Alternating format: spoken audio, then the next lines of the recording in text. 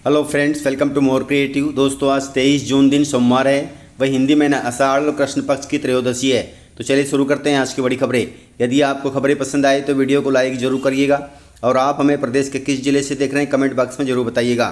दोस्तों, यदि आप चैनल पर नए हैं तो चैनल को सब्सक्राइब कर बेल आइकन पर क्लिक कर दें ताकि अगला वीडियो आपको शीघ्रता से मिले। दोस्तों, मध्य प्रदेश सरकार ने जारी किया है नया आदेश। मध्य प्रदेश सरकार ने नर्सिंग शिक्षा में सुधार के लिए नया आदेश जारी किया है। राज्य सरकार ने सभी जिला कलेक्टरों को निर्देश दिया है कि वे 2025-26 सत्र के लिए आवेदन करने वाली नर्सिंग संस्थाओं का फिजिकल सत्यापन करें। दोस्तों, राज्य सरकार ने यह कदम नर्सिंग शिक्षा की गुणवत्ता और पारदर्शिता सुनिश्चित करने के लिए उठाया है और इसके लिए 30 जून 2025 तक सभी नर्सिंग संस्थाओं का फिजिकल सत्यापन अनिवार्य रूप से पूरा करना होगा। वहीं निर्देश में कहा गया है कि सत्यापन की प्रक्रिया को गंभीरता से लिया जाए, क्योंकि इससे पहले कई नर्सिंग कॉलेजों ने फर्जी दस्तावेज प्रस्तुत किए थे। इसके अलावा कहा गया है कि कई कॉलेज दूरदराज क्षेत्रों में स्थित पाए गए हैं, जिन्हें ढूंढना तथा निरीक्षण करना बहुत ही कठिन हो जाता है। इसलिए फिजिकल सत्यापन करना बहुत जरूरी है। इसके लिए सभी जिला कलेक्टरों को आदेश दे दिया गया है।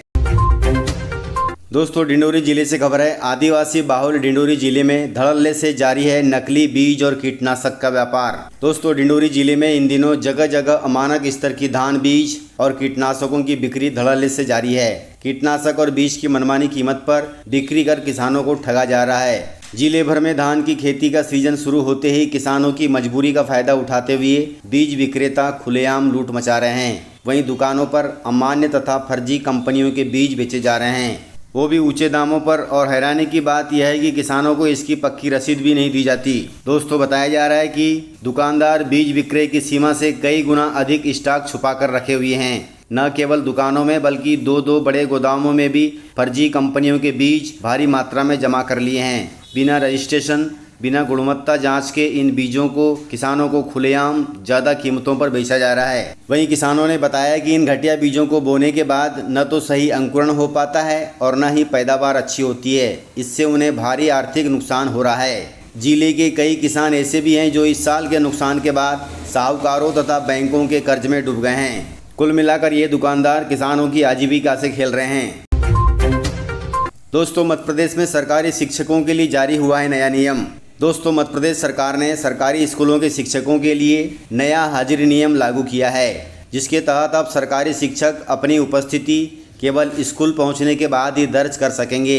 यह प्रक्रिया सेल्फी के माध्यम से होगी, जिसे सिस्टम पर अपलोड करना होगा। साथ ही उनकी लोकेशन भी पोर्टल पर दर्ज होगी। शिक्षकों की हाजिरी का यह नया फार्मूला विदिशा जिले में पहले से ही लागू है। विदिशा के तत्कालीन कलेक्टर रोशन सिंह ने स्कूल टीचरों की हाजिरी के लिए एक नया तरीका अपनाया था। इसमें टीचर्स स्कूल पहुंचकर बच्चों के साथ सेल्फी लेकर अपनी अटेंडेंस लगाते थे। यह कदम इसलिए उठाया गया था क्योंकि कई शिक्षक लगातार स्कूल नहीं आते थे।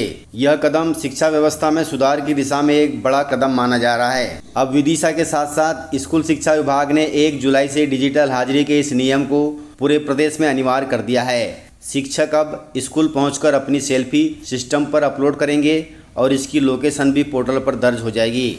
स्कूल का समय समाप्त होने के बाद भी शिक्षकों को उपस्थिति दर्ज करने के लिए यह प्रक्रिया पुनः अपनानी होगी, तभी आपकी अटेंडेंस लगेगी और आपको वेतन मिलेगा। दोस्तों, मध्य प्रदेश में सड़कों की निगरानी होगी अब सैटेलाइट से। दोस्तों, मध्य प्रदेश में ग्रामीण सड़कों के निर्माण में एक नई तकनीकी क्रांति की शुरुआत होगी, जिसके तहत अब सड़कों का चयन और निर्माण सैटेलाइट के माध्यम से किया जाएगा। इस पहल के तहत मनरेगा द्वारा तैयार किया गया सिफ्टी सॉफ्टवेयर ग्रामीण क्षेत्र में सड़क निर्माण को एक नई दिशा दे रहा है। इस तकनीकी समाधान से ग्रामीण क्षेत्रों में सड़क निर्माण की प्रक्रिया अधिक तेज और पारदर्शी होगी, जिससे समय और संसाधनों की बचत होगी। इस परियोजना में इसरो की भी मदद ली गई है, जो सैटेलाइट डेटा के उपयोग से जमीन का सही चिन्हांकन करने में सहायक होगा। दोस्तों, मध्य प्रदेश पुलिस आरक्षक भर्ती परीक्षा में हुआ है 100 करोड़ रुपए का घोटाला।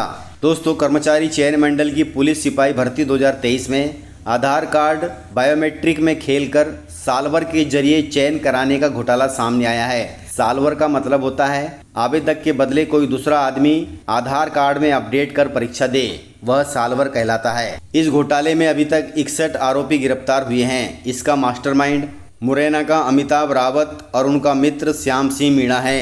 पुलिस को इन दोनों की तलाश है और इसके लिए इनाम भी घोषित हो चुका है। मामले में एक चौंकाने वाली जानकारी सामने आई है कि यह घोटाला कुछ उम्मीदवारों तक सीमित नहीं बल्कि पूरा खेल 100 करोड़ रुपए से ज़्यादा का है। इसमें बड़ी गैंग के साथ साथ कुछ छोटी गैंग भी हैं जिन्होंने शिवपुरी के कुछ उम्मीदवारों से पुलिस भर्ती परीक्षा में पास होने के लिए 10-10 लाख रुपए केस लिए थे। अभी तक इस मामले में शिवपुरी, मुरैना, ग्वालियर, इंदौर, अलीराजपुर, राजगढ़, शहडोल सहित 8 जिलों में से 17 आवेदकों पर एफआईआर हो चुकी है और 2 दर्जन से ज़्यादा गिरफ्तार भी हो गए हैं। मामले की इस गंभीरता को देखते हुए मुख्यमंत्री डॉक्टर मोहन यादव ने विशेष जाँच के आदेश दिए हैं। दोस्तों, मध्य प्रदेश में मानसूनी बारिश का कहर जारी है। मध्य प्रदेश में मानसून की तेज बारिश ने जनजीवन को अस्त व्यस्त कर दिया है।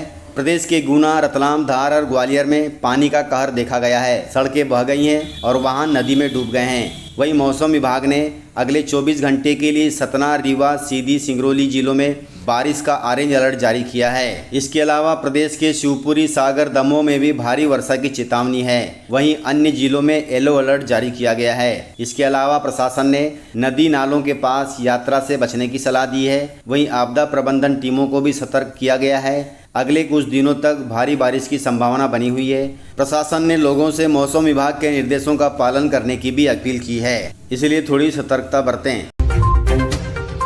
दोस्तों, किसानों के लिए जरूरी खबर है। मध्य प्रदेश में खरीफ बोनी पर एमपी सरकार का प्लान अभी तक अधूरा है। दोस्तों, मध्य प्रदेश में मानसून तो तय समय से एक दिन की देरी से आ गया, लेकिन खरीफ बोनी की तैयारी करने में अफसर ही लेट हो गए। शुरुआत में ही अच्छी बारिश के बाद बैतूल और छिंदवाड़ा सहित प्रदेश के आधे जिलों में खेतों में किसानों ने बोनी भी शुरू कर दी और अब तक सरकार का खरीफ प्लान तैयार नहीं हो पाया है। दोस्तों, आपको बता दें कि सरकार का यह प्लान खरीफ बोनी की रीढ़ है। इसमें न सिर्फ जरूरी संसाधनों का जिक्र होता है बल्कि बोनी से पहले किसानों तक कैसे खाद पहुंचे इसका भी उल्लेख होता है। यह खरीफ प्लान कृषि उत्पादन आयुक्त की देखरेख में बनता है। इसके लिए हर संभाग में बैठक कर संभाग के जिलों के किसानों की जरूरत और आवश्यक संसाधनों पर बात होती है। अभी प्रदेश के 5 संभाग में खरीफ प्लान की बैठक बाकी है। किसान खाद और बीज के लिए परेशान हैं। खुले बाजार में सब है पर महंगे दर पर मिलता है। 4 किलो मक्का बीज 1100 रुपये का है, जो कि बहुत ज़्यादा है। सरकार को इस बात पर संज्ञान लेना चाहिए और पूरे कृषि विभाग की बैठक करनी चाहिए ताकि किसानों के लिए खरीफ प्लान बन सके। दोस्तों, यदि आप महाकाल भक्त हैं तो सावधान हो जाएं, क्योंकि भक्त निवास में बुकिंग के नाम पर लाखों रुपए की ठगी की जा रही है। इसके लिए गूगल पर कई फर्जी वेबसाइट बन गई हैं। दोस्तों, मध्य प्रदेश की धर्म नगरी उज्जैन में विश्व प्रसिद्ध महाकाल के दरबार में आने वाले भक्तों से फर्जी वेबसाइट बनाकर ठगी करने का हैरान कर देने वाला मामला सामने आया है। ट्रस्ट के पास शिकायतें आने के बाद इस हैरान कर देने वाले फर्जीवाड़े का खुलासा हुआ है। भक्तों का आरोप है कि बदमाशों ने श्री महाकाल भक्त निवास की फर्जी वेबसाइट से एडवांस बुकिंग कर कई भक्तों से लाखों रुपए ऐंठे हैं। वहीं पुलिस ने मामले में कार्रवाई करते हुए अब तक गूगल से ऐसी 7 वेबसाइट चिन्हित कर उनके डोमेन बंद कराए हैं। वहीं माना जा रहा है कि अभी और भी कई ऐसी फर्जी वेबसाइट गूगल पर हैं जो महाकाल भक्तों को ठगी का शिकार बना रही हैं। इसलिए यदि आप उज्जैन जाने का प्लान कर रहे हैं तो इन फर्जी वेबसाइटों से बचें, अन्यथा ठगी का शिकार हो सकते हैं। इस प्रकार से जानकारियाँ थी। तो मिलते हैं सर अगले वीडियो में, तब तक के लिए जय हिंद, जय भारत, जय एमपी।